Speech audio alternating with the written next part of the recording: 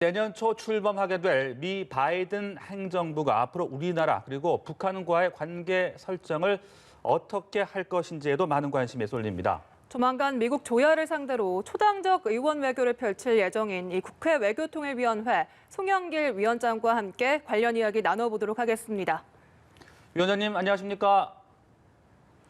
네, 안녕하십니까? 송영길입니다. 네, 자 외통위 위원장으로서 이번 대선 누구보다 참 관심 있게 지켜보셨을 것 같습니다. 또 바로 페이스북에 당선 축하와 함께 미국 민주주의의 가치에 대한 그런 글도 올리신 걸 제가 봤는데요. 이번 대선 쭉 보시면서 어떤 의미 짚어볼 수 있겠습니까? 미국 사회가 극단적으로 양극화되고 있다는 것을 느낄 수가 있었고요. 양측이 서로 지지자가 결집이 되고 사상 최대의 투표율을 기록하고 득표율을 기록했습니다.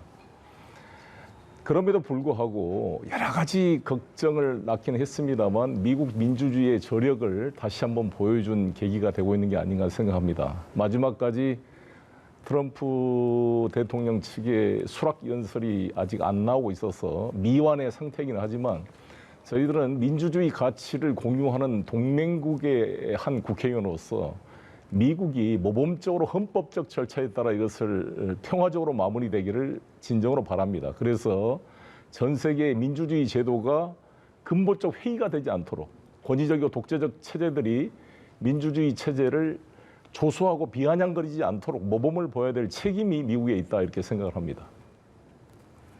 네. 아무래도 가장 관심이 가는 것이 바이든 행정부가 대한반도 정책 어떻게 펼칠지인데요. 바이든 당선인이 오바마 행정부의 대북 기조인 전략적 인내를 되풀이할 것이다. 이런 이야기도 계속해서 나오고 있습니다. 위원장께서는 좀 어떻게 보십니까? 네, 처음으로 저희 민주당 문재인 정부와 민주당 바이든 정부가 이제 함께 같은 당, 같은 진보적 정당으로서 대북 문제를 조율할 수 있는 천재 이루의 기회가 왔다 이렇게 생각을 합니다. 근데 이것은 오바마 때의 전략적 인내보다는 클린턴 행정부와 김대중 대통령이 같이 힘을 합했던 햇볕 정책 시대의 하나의 진화 발전으로 저희들은 회귀할 수 있지 않을까 이렇게 기대를 합니다. 전략적 인내로 돌아가기가 어렵다는 이유로 드는 것이 북이 핵 탄도를 실 수 있는 대륙간 탄도탄을 개발한 시점에서 미국 본토가 미국의 적대적인 나라인 북한의 핵 미사일 공격에 노출되는 것을 용납할 수가 없기 때문에 이것을 더 이상 미뤄둘 수가 없는 상황이 됐습니다. 그리고 네. 동맹을 존중하는 바이든 행정부의 입장에서는 우리 문재인 정부의 일관된 한반도 평화 통일 정책을 존중하지 않을 수 없을 거라 생각합니다. 네. 그러니까 이 전략적 인내로 돌아가지는 않을 것이다. 좀 더 적극적인 관여 정책을 펼칠 것이다. 이제 이런 말씀으로 이해를 하면 될 것 같은데요. 그런데 지금 미국 내상도 지금 상당히 코로나19도 그렇고요. 여러 가지 문제들이 있고 또 북한도 상당히 지금 긴박한 상황 아니겠습니까? 그렇다면 지금 바이든 행정부가 당장 북한에 대한 어떤 조치를 취하는 것이 좀 쉽지 않을 것이다. 이런 이야기들도 있습니다. 어떻게 좀 짚어볼 수 있겠습니까? 그래서 제가 제시하는 대안은 네. 역할 분담입니다. 저희들이 가장 걱정하는 것은 오바마 행정부 초기에 북한이 미사일 도발을 해서 북미 간의 관계가 아주 얼어붙어서 오바마 정부 8년 내내 뭐 진전이 없었던 거 아니겠습니까? 마찬가지로 바이든 정부에서 그런 일이 벌어지지 않기 위해서는 일단 북한이 자제를 할 필요가 있고요.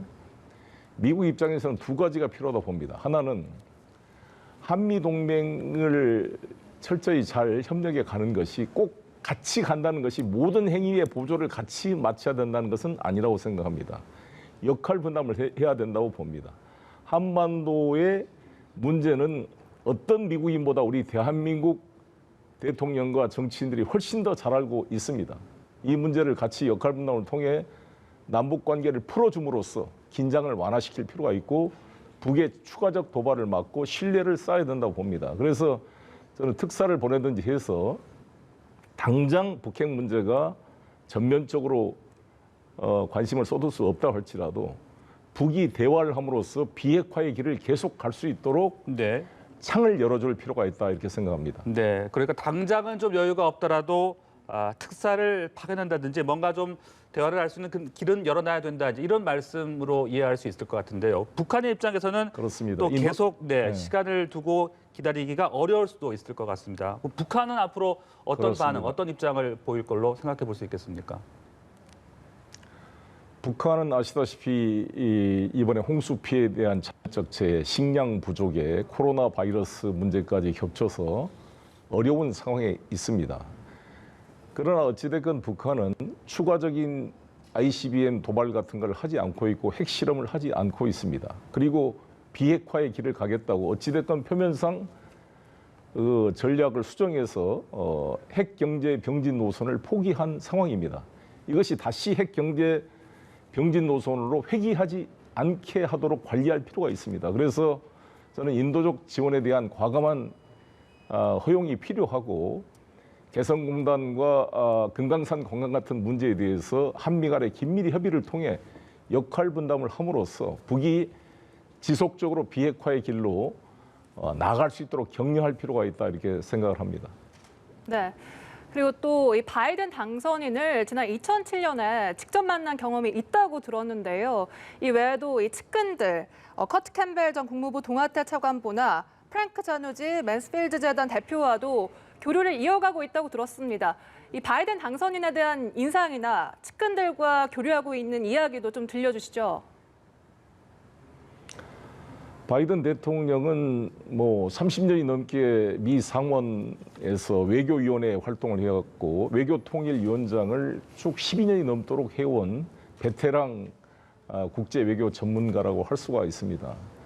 그렇기 때문에 아주 합리적으로 시스템 외교를 통해서 해 나갈 것이고 최근 선거 과정에서 북미 간에 아주 욕설에 가까운 그런 안 좋은 이야기가 오가긴 했습니다만 선거 과정에 있었던 일이라고 생각이 들고 지금 북에서도 추가적인 비난이 없고 바이든 당선자도 핵 문제에 대해서 핵을 축소해가고 폐기해 간다는 그러한 공감대가 만들어진다면 김정은을 만날 수 있다라는 가능성을 열어놓고 있고요. 특히 카멜라 해리스 부통령 역할이 중요한데 카멜라 해리스 부통령 입장도 부분적인 제재 완화가 가능하다는 입장을 보이고 있습니다. 그리고 스냅백 조항이 있기 때문에 만약에 북이 합의를 어기면 언제든지 원상복귀가 가능하기 때문에 저는 과감하게 부분적인 제재 완화를 통해서 비핵화의 길을 더 추동할 필요가 있다 이렇게 생각을 합니다. 그런 점에 대해서 저는 카멜라 해리스 견해가 상당히 접점이 있다고 보여지고 특히 로카나 의원을 비롯한 민주당의 젊은 진보적 의원들 50명이 넘게 이번에 종전 결의안에 서명을 했고요. 특히 이제 외교위원장으로 거론된 브래드 셔먼을 비롯한 3명의 주요 하원 외교위원장 후보들이 모두가 종전선언에 이번에 서명을 했습니다.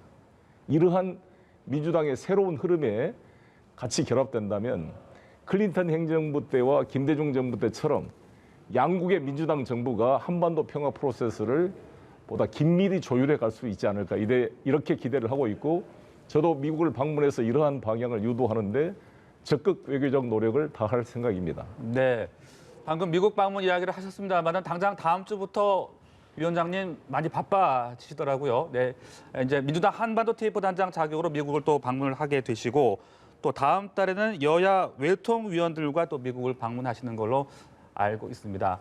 방문을 하게 되면 이제 어떤 인사들을 접촉을 하실 거고 그리고 어떤 활동을 펼칠 계획인지 궁금해지는데요. 아무래도 코로나 상황이고 지금 이 대선 승리가 공식적으로 완전히 확정되지 않고 트럼프 후보 측에서 승복 연설을 하고 있지 않는 상황이기 때문에 다 양측이 이 외부 인사, 외국의 정치인을 만나는 것을 상당히 조심스러워하고 있습니다. 그래서 사람들을 이렇게 공개하기는 어렵고요. 또 충실하게 만나서 주변의 싱크탱크, 의회 분야, 정부 분야 사이트에 주요 분들을 최선을 다해서 만나서 우리의 입장을 조율하고 한미 간의 신뢰를 쌓는 데 노력을 하고 오도록 하겠습니다. 네.